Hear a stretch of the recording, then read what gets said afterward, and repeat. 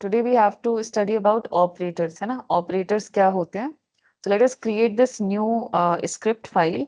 इसका नाम रख लेते हैं operator.js, right? और इस फाइल के अंदर what we are going to do is we are going to learn about operators, of course.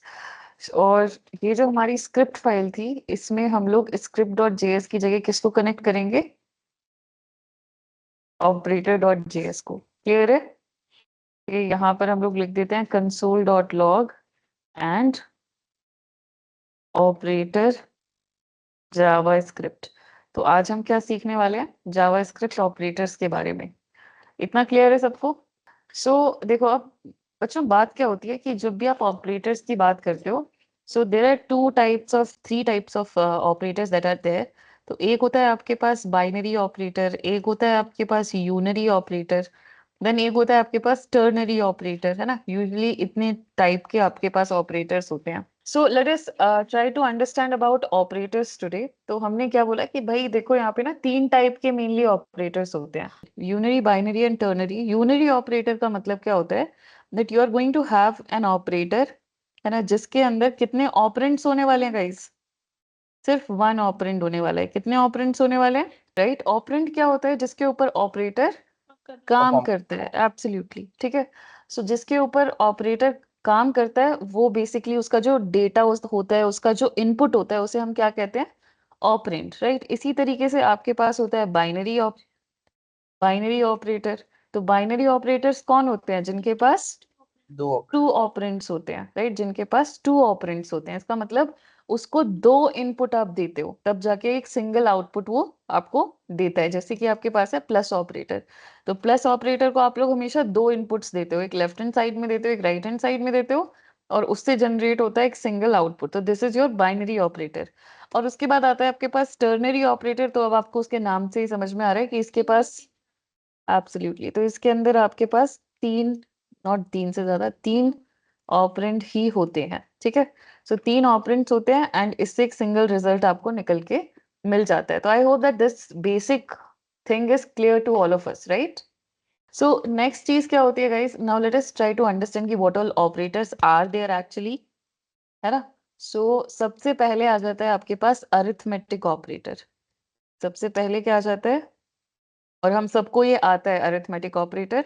इसमें आपके पास आ जाता है प्लस, माइनस, डिविजन, मल्टीप्लिकेशन, और क्या आ जाता है?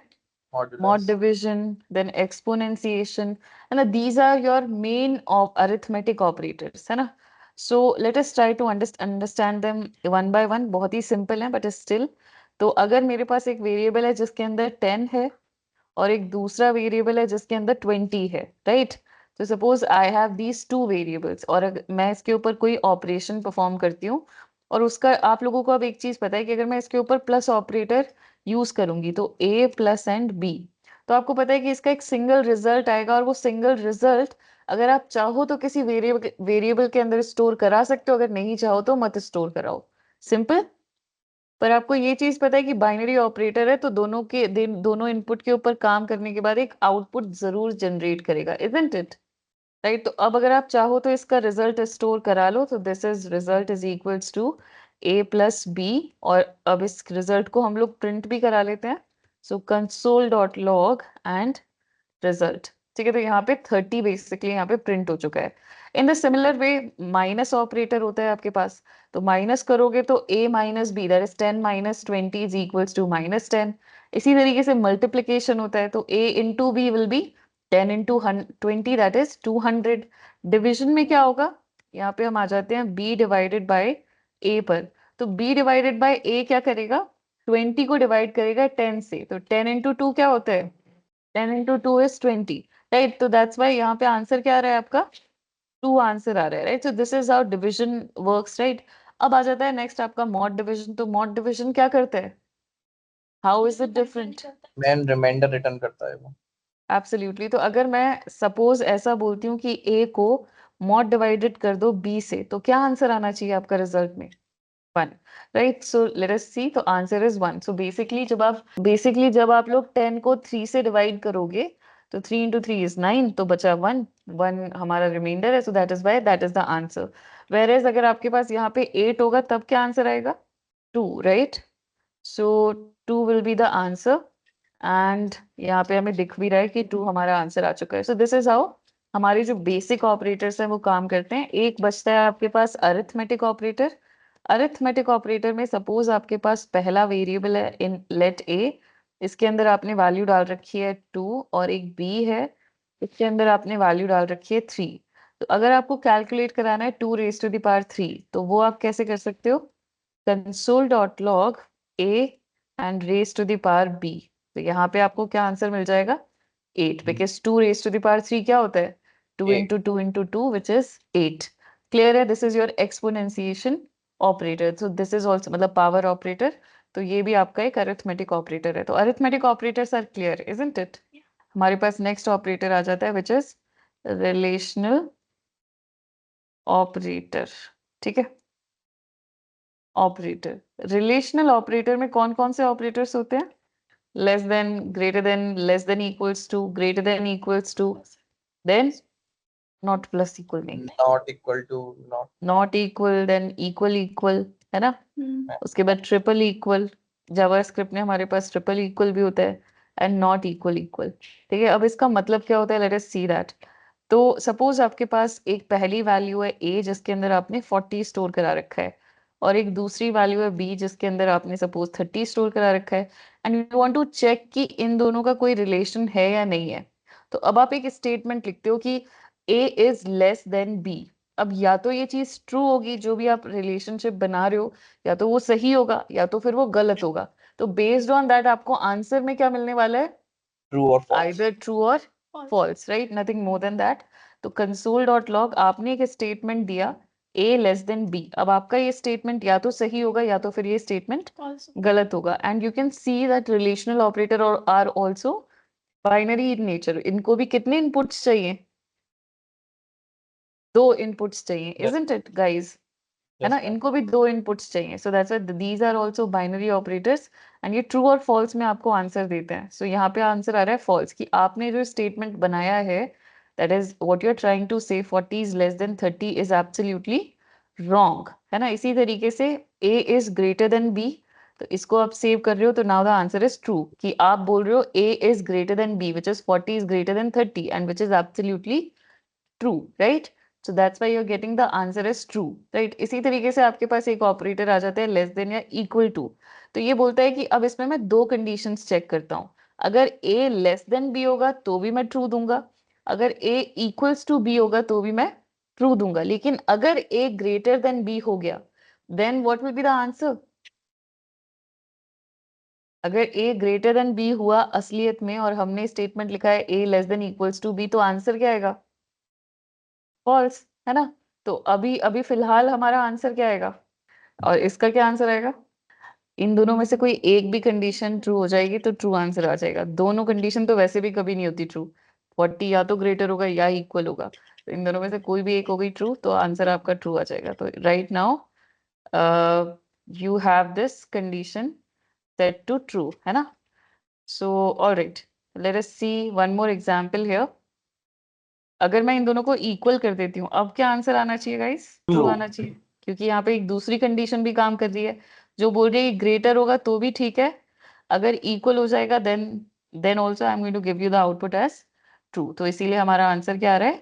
True, right? इसी तरीके से we have another condition which is greater than equals to less than equals to. तो आपको समझ में आई क्या है, right? Another condition is not equals to, that is आपके ये दोनों वैल्यूज इक्वल है लेकिन आप स्टेटमेंट क्या बना रहे हो कि a is not equals to b. तो जो स्टेटमेंट आपने बनाया क्या वो सही है? आपकी वैल्यूज दोनों सामने दिख रही हैं कि दोनों इक्वल हैं, बट आप क्या बता रहे हो कंप्यूटर को कि a Not is not equals to b. तो इसका आंसर क्या आएगा? आपने जो False. स्टेटमेंट बनाया इज इट करेक्ट और not? Statement is not correct, right? तो इसीलिए हमारा आंसर क्या आ रहा है? फॉल्स. सिंपल. Yes, अगर मैं ma'am. इसको इसी चीज को चेंज करके ऐसे लिख दूं इक्वल इक्वल, तो अब मैं बोल रही हूँ कि a और b इक्वल है और एक्चुअल में a और b कैसे हैं? इक्वल हैं या नहीं है? इक्वल है. इसका मतलब मैं जो स्टेटमेंट लिख रही हूँ it is absolutely correct, right? So that's why answer is also going to come out as true. समझ में आई बात? इसके बाद next thing is triple equal. ठीक है, डबल इक्वल समझ में आ गया तो let us try to understand triple equal as well. अब क्या होता है डबल इक्वल में? ये बोलता है कि अगर एक डेटा आपका जो है वो ये नंबर टाइप का डेटा है, ठीक है, और ये आपका स्ट्रिंग टाइप का डेटा है क्योंकि आपने सिंगल कोट के अंदर डाल दिया है। अब आप इन दोनों को कंपेयर कर रहे हो कि A is equals to B, right. अब एक्चुअल में देखा जाए तो न्यूमेरिकली तो 40-40 ही है, तो आंसर अगर मैं बोल रही हूँ कि ट्रू आ रहा है तो सही है, एक तरीके से देखा जाए तो ट्रू आंसर आ रहा है। तो एक्चुअली में क्या होता है कि डबल इक्वल जो होता है ना वो टाइप कन्वर्जन कर लेता है। अगर उसे दिखता है कि एक नंबर है और एक स्ट्रिंग है और उस स्ट्रिंग को नंबर में कन्वर्ट किया जा सकता है, तो वो उसे कन्वर्ट करके फिर चेक करेगा, या फिर 40 को स्ट्रिंग में कन्वर्ट करके फिर चेक करेगा कि क्या ये अब दोनों इक्वल वैल्यू प्रोड्यूस कर रहे हैं। तो मतलब जो आपका डबल इक्वल होता है वो टाइप कन्वर्जन सपोर्ट करता है। समझ में आई बात? है ना, वो टाइप कन्वर्जन करके और उसके बाद भी चेक कर लेता है। वेरएज अगर आप इसे ट्रिपल इक्वल के साथ चेक करते हो तो triple equal is also called as strict type checker, है ना, strictly equal operators. So strictly equal operator क्या बोलता है कि अगर इन दोनों के टाइप अलग है पर वैल्यू सेम है, then the output will be false, right. तो इसे हम सेव करते हैं, तो आउटपुट क्या आ रहा है? False, just because the type are not equal. Clear है? एक का टाइप स्ट्रिंग है और एक का टाइप क्या है? Number. So that is the reason that triple equal का आंसर क्या आ रहा है? False. So I hope that this is also clear, right. Yes, इसी ma'am. तरीके से जो नॉट इक्वल होता है ना वो भी सेम ही तरीके से काम करता है। दैट इज वो बोलता है कि स्ट्रिक्टली टाइप चेक करता हूँ। स्ट्रिक्टली टाइप चेक करने का क्या मतलब होता है कि A is not equals to B, right. तो अब A is not equals to B आपने जो बोला है क्या वो सही है या गलत है? ट्रू है। क्यों? अगर टाइप कास्ट ये देखो, अब इसमें फिर से दो चीजें हैं, एक है नॉट इक्वल और एक है नॉट इक्वल इक्वल। जो नॉट इक्वल इक्वल इक्वल है वो स्ट्रिक्टली टाइप चेक करता है, तो इसका मतलब है वो नॉट इक्वल तो चेक कर रहा है पर वो टाइप भी चेक कर रहा है। अगर टाइप भी डिफरेंट है तो भी वो ट्रू रिटर्न कर देगा कि हाँ दोनों इक्वल नहीं है, राइट। तो हम बोल रहे हैं कि A is not equals to B, तो इसमें पहले वो चेक करता है कि क्या टाइप सेम है, तो आंसर मिलता है कि टाइप ही सेम नहीं है। अगर टाइप सेम नहीं है तो वो बोलता है कि इक्वल हो ही नहीं सकते, इवन दो कि ये दोनों सेम ही वैल्यू को रिप्रेजेंट कर रहे हैं, but as the type is not equal hence they can not be equal. तो आपने जो स्टेटमेंट लिखा है कि A is not equals to B वो एकदम सही है। समझ में आ रही है बात? लेकिन अगर मैं इसे नॉट इक्वल कर दूं और एक लास्ट वाला इक्वल हटा दूं, तो अब वो तो बोलता है कि आपके अगर इसमें टाइप तो चेक करता ही नहीं हूं। आप आराम से टाइप कन्वर्जन करो और अगर दोनों इक्वल हो जाते हैं, मतलब आप नंबर को स्ट्रिंग में कन्वर्ट करो और अब अगर दोनों की वैल्यूज इक्वल आ जाती हैं तो भी मेरे को तो चलता है काम, है ना। तो 40 को हमने कन्वर्ट किया स्ट्रिंग में तो आंसर क्या आया कि 40 है स्ट्रिंग में ये भी। अब दोनों को हमने कंपेयर किया तो आंसर आया कि दोनों तो इक्वल हैं। अब आप बोल रहे हो कि A is not equals to B, अब आपका स्टेटमेंट सही है? No, ma'am. इस बार ये स्टेटमेंट सही नहीं है। Why? Just because of this reason कि यहाँ पे टाइप कास्टिंग हो जाती है, ठीक है। इसीलिए हमारा आंसर क्या आ रहा है? फॉल्स। क्लियर है? ये this was your relational operators, है ना, ये आपके 6-7 रिलेशनल ऑपरेटर्स थे, ठीक है। इसके बाद आपके पास एक और ऑपरेटर्स आते हैं, लॉजिकल ऑपरेटर्स, है ना। सो लॉजिकल ऑपरेटर्स बोलते हैं, बड़ी इंटरेस्टिंग ऑपरेटर्स हैं, बोलते हैं कि देखो आपने जो अरिथमेटिक ऑपरेटर पढ़ा तो उसमें क्या हो रहा था कि दो नंबर्स को अगर आप प्लस करते थे तो नंबर मिलता था, ठीक है। आपने उसके बाद रिलेशनल ऑपरेटर यूज किए तो उसमें आपने दो नंबर्स को कंपेयर किया और आपको आंसर में क्या मिल रहा था? बूलियन वैल्यू, ठीक है। अब लॉजिकल ऑपरेटर बोलता है कि तुम मुझे इनपुट में भी बूलियन वैल्यू दो और तुम्हें आउटपुट में भी क्या मिलेगा?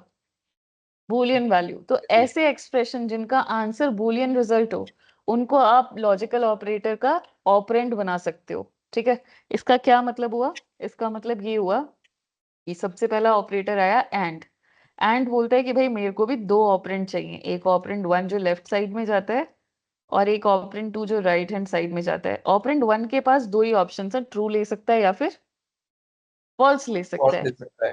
है ना। इसी तरीके से ऑपरेंड 2 के पास भी दो ही ऑप्शन है, या तो ट्रू लेगा या तो फिर फॉल्स लेगा। तो इसके कितने कॉम्बिनेशन बनेंगे? अगर आपके पास दो टाइप के इनपुट्स हैं, ठीक है, तो उनके टोटल कितने कॉम्बिनेशन बन सकते हैं? 4। अगर आपके पास ए और बी है तो आप कैसे कैसे उन दोनों को दे सकते हो? आप बोलोगे ए और बी, आप बोलोगे ए और ए, बी और बी, बी और ए। तो इस तरीके से आपके पास 4 टोटल पॉसिबिलिटीज बन सकती हैं। तो यहाँ पे भी वही एग्जिस्ट करती है कि या तो दोनों ही ट्रू एंड ट्रू हो जाएंगे, ठीक है, या फिर एक ट्रू हो जाएगा एक फॉल्स हो जाएगा, या फिर तीसरी पॉसिबिलिटी है कि एक फॉल्स हो जाएगा और एक ट्रू हो जाएगा, और लास्ट पॉसिबिलिटी क्या है? दोनों फॉल्स हो जाएंगे। फॉल्स हो जाएंगे, राइट। तो दीज आर द 4 पॉसिबिलिटीज। अगर हमारे इनपुट्स जो है वो बस 2 हो सकते हैं, ट्रू या फिर फॉल्स। अब फॉल्स। इनका आंसर क्या आएगा एंड ऑपरेटर के अंदर?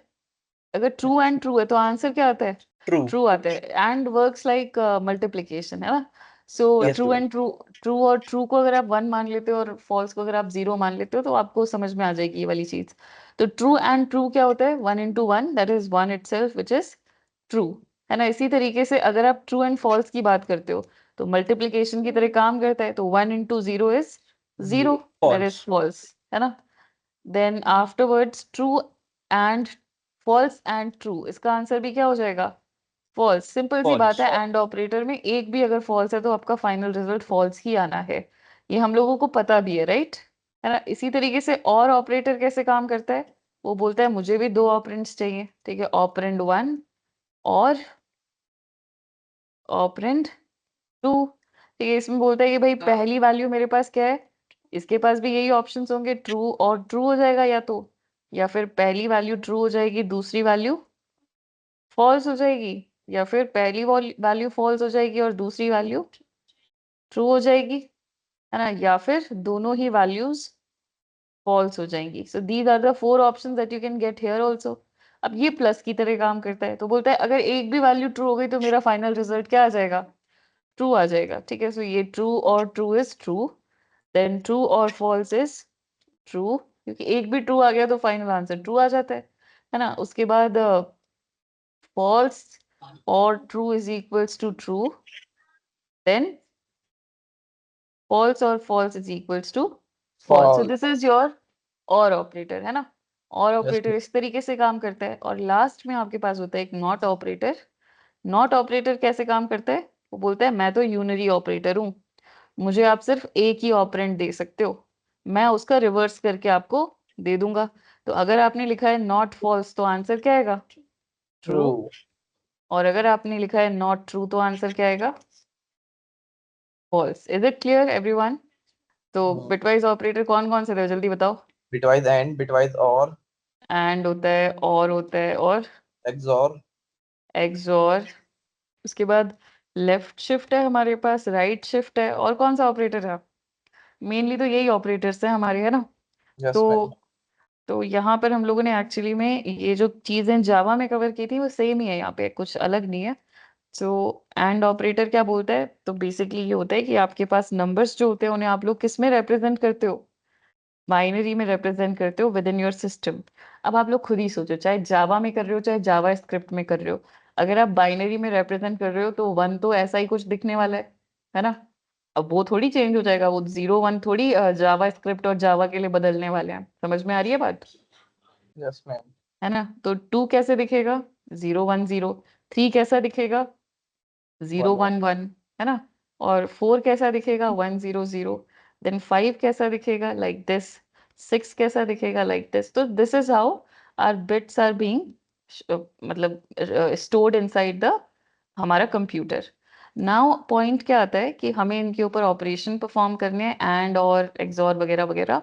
सो सपोज हमारे पास let a is equals to 1 है और let b is equals to 3 है, और हमें इसके ऊपर ऑपरेशन परफॉर्म करने हैं।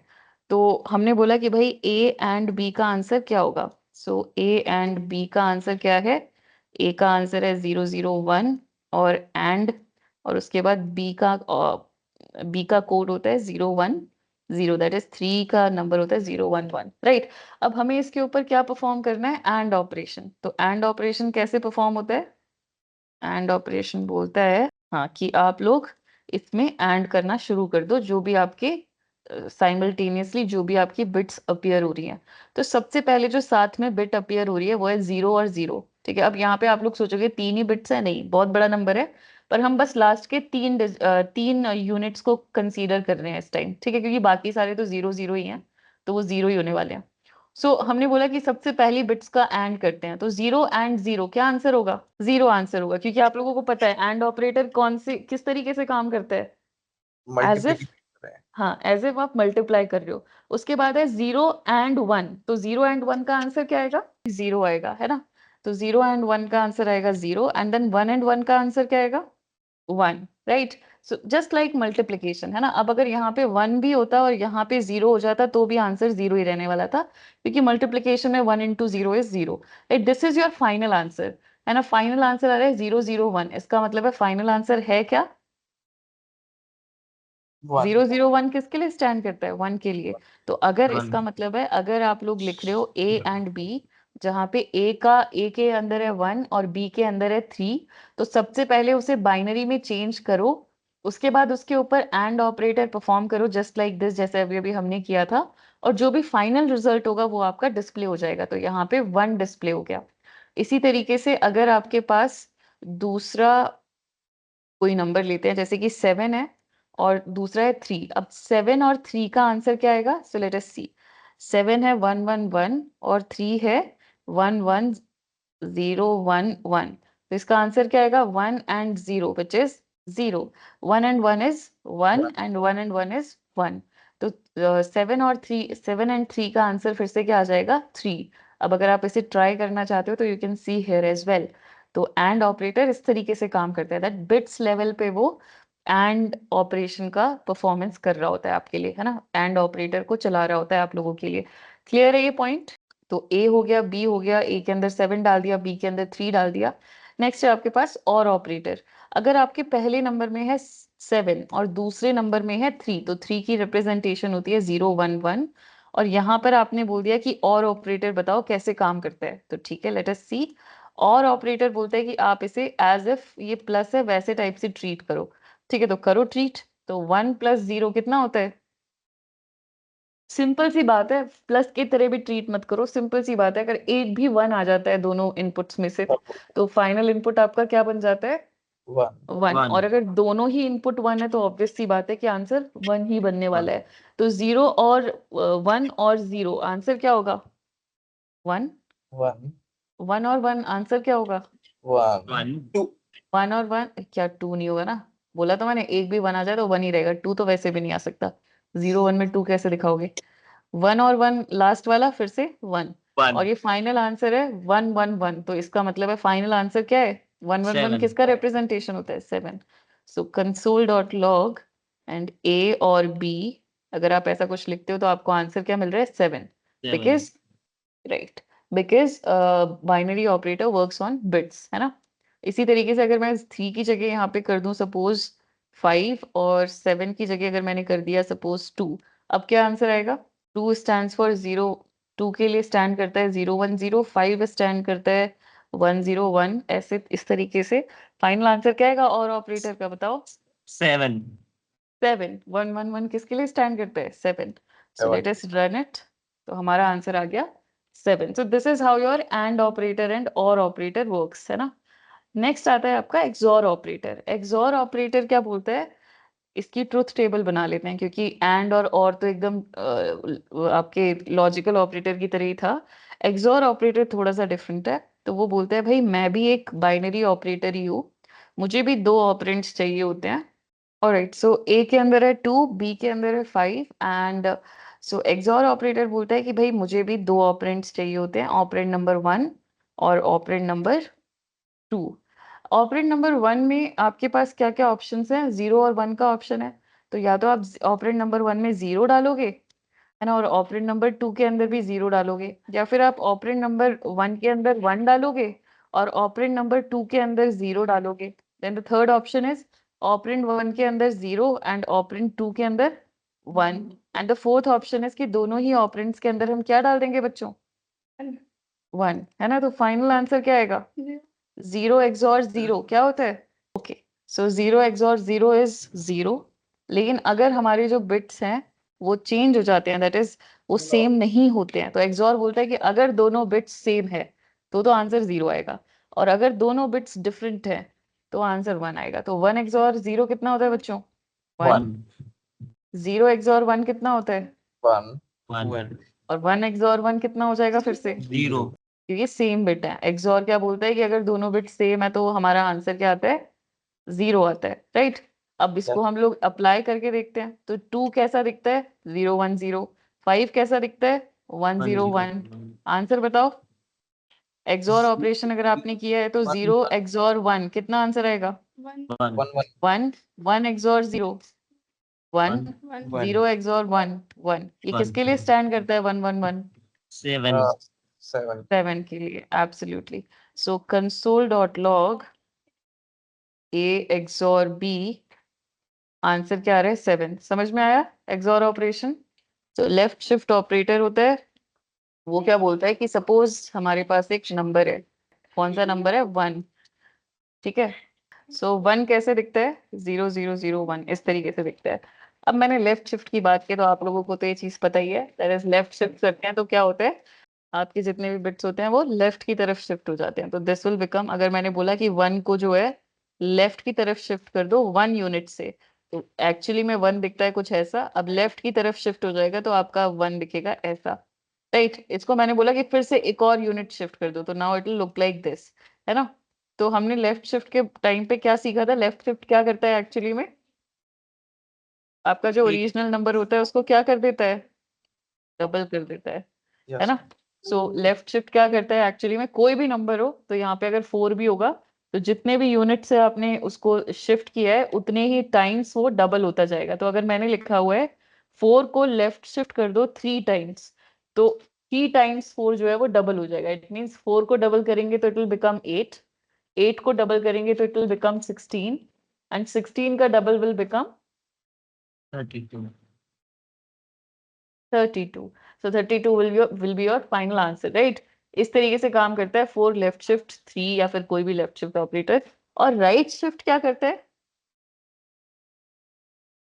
एक्चुअल में? राइट शिफ्ट क्या करता है, अगर हमारे पास, हाँ, अगर हमारे पास कोई नंबर है 1000 which stands for 1 2 4 and 8, तो अगर मैंने लिख दिया कि भाई इस नंबर को राइट शिफ्ट कर दो एक यूनिट से, तो ये नंबर बन जाएगा 0100 विच स्टैंड्स फॉर 4. तो मतलब एक्चुअल में हो क्या रहा है राइट शिफ्ट से? 8 का 4 बन गया. क्या हो रहा है? हाफ डिवाइड हो रहा है. हाफ हो रहा है. राइट. सो 0010 ये बेसिकली में क्या है 2. तो इसका मतलब अगर मैं 1000 को 2 यूनिट से राइट शिफ्ट करूंगी तो it will become 0010 which stands for 2. और अगर मैं 3 यूनिट से इसे राइट शिफ्ट करूंगी तो एक और बार राइट शिफ्ट का मतलब है एक और बार शिफ्ट हो जाएगा 1 and then it will become 1 which is half of 2. और अगर कोई ऑड नंबर होगा तो उसका हाफ में पॉइंट नहीं आता. फिर क्या होता है, अगर 7 को मैं राइट शिफ्ट करूं एक यूनिट से तो आंसर क्या आएगा? 7 को अगर हम राइट शिफ्ट करें एक यूनिट से, आंसर क्या आएगा बच्चों? आंसर क्या आएगा? 011 विच स्टैंड्स फॉर 3. तो 7 का हाफ तो हो रहा है लेकिन पॉइंट वैल्यूज नहीं रखता अपने पास, है ना. समझ में आया? राइट. सो इंटीजर वैल्यू बेसिकली रखता है and this is how your right operator works, है ना. So left operator and right shift operator both we have covered now. Thank you for watching this video. If you enjoyed it, please hit the like button and the bell notification icon.